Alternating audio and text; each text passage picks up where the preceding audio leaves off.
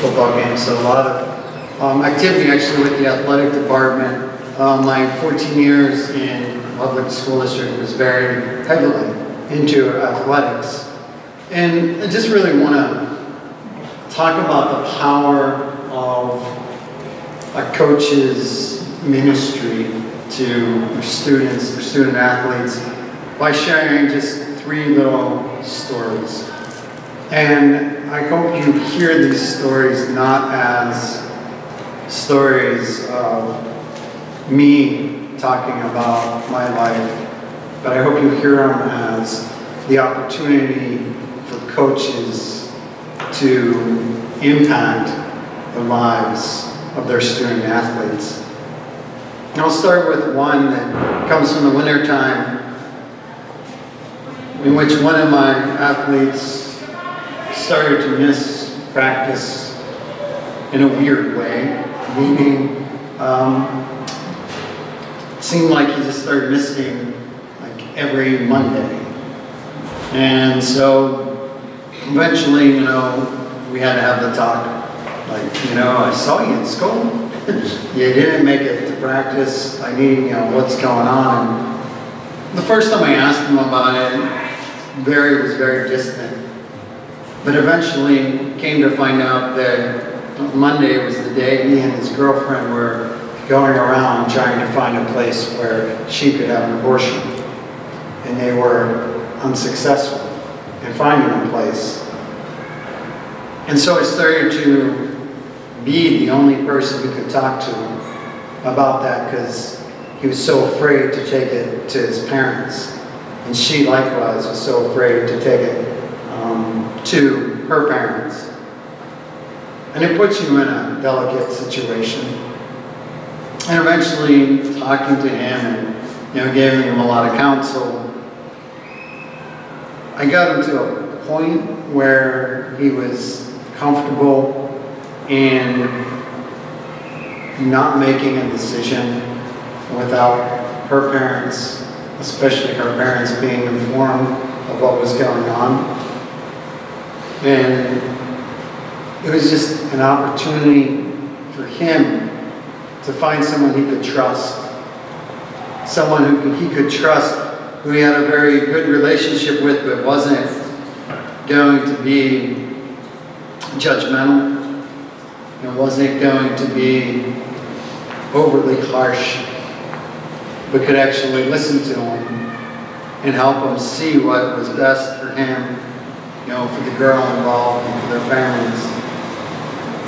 And ultimately, the girl lost the baby, and that led to the next journey I had to make with the young man, just to go through that whole loss experience.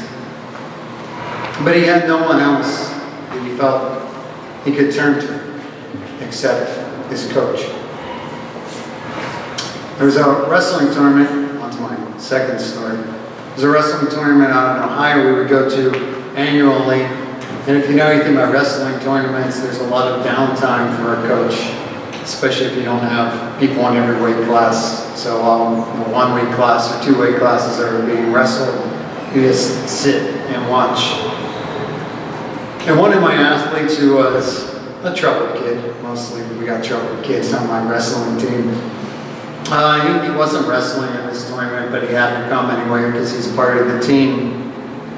And I was sitting by myself, and he came up and said, "Coach, I need to talk to you."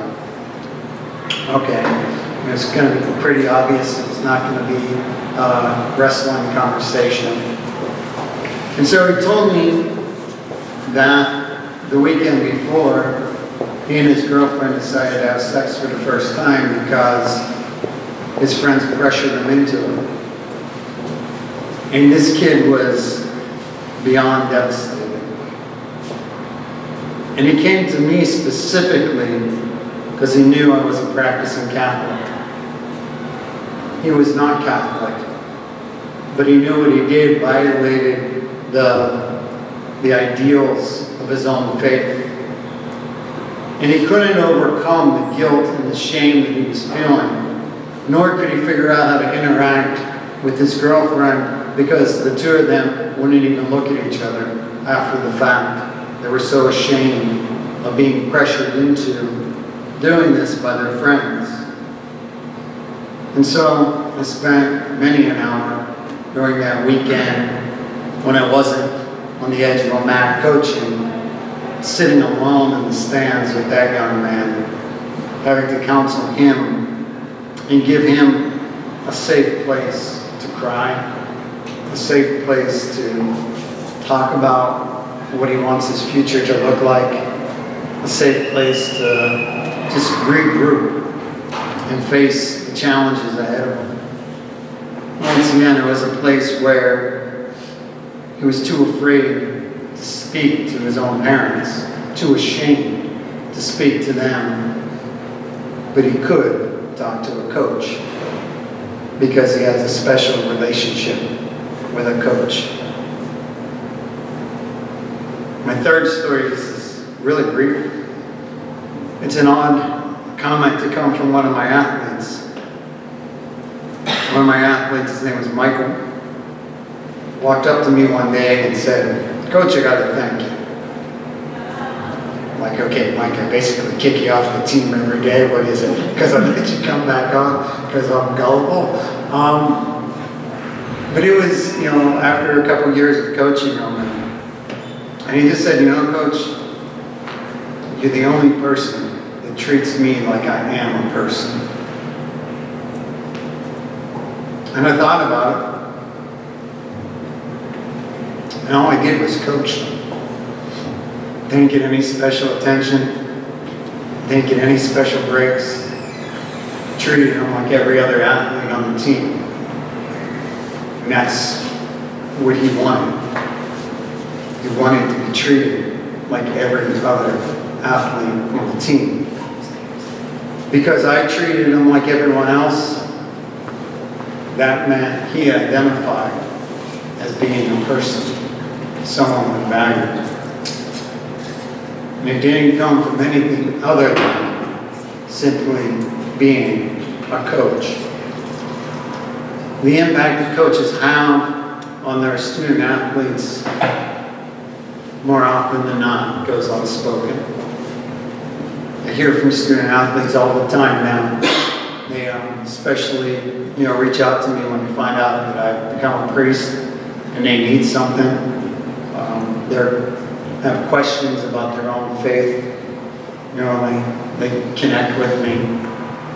But the connection is because I was their coach.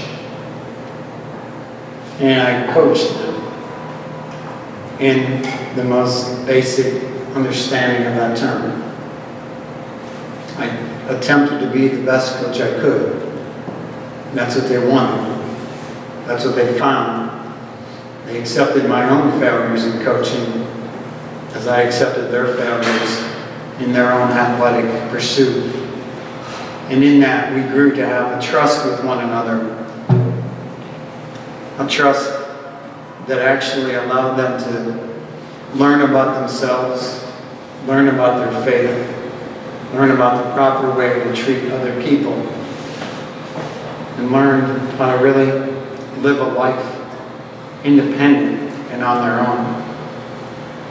And it all comes from the power of being a coach. Never let all of the hours of cleaning up after people who refuse to clean up after themselves, never let all of the time spent on the nitty-gritties of coaching ever overshadow the power that you have. The power to be a minister to kids, the power to be perhaps the only light in their darkened world. It is a wonderful and beautiful gift from God given to you. I hope that you all can accept it as a God-given gift and to give glory to God for such a beautiful opportunity. So I thank you for being a coach, and know that I pray for you in your coaching status, that you may be the light of Christ for your students.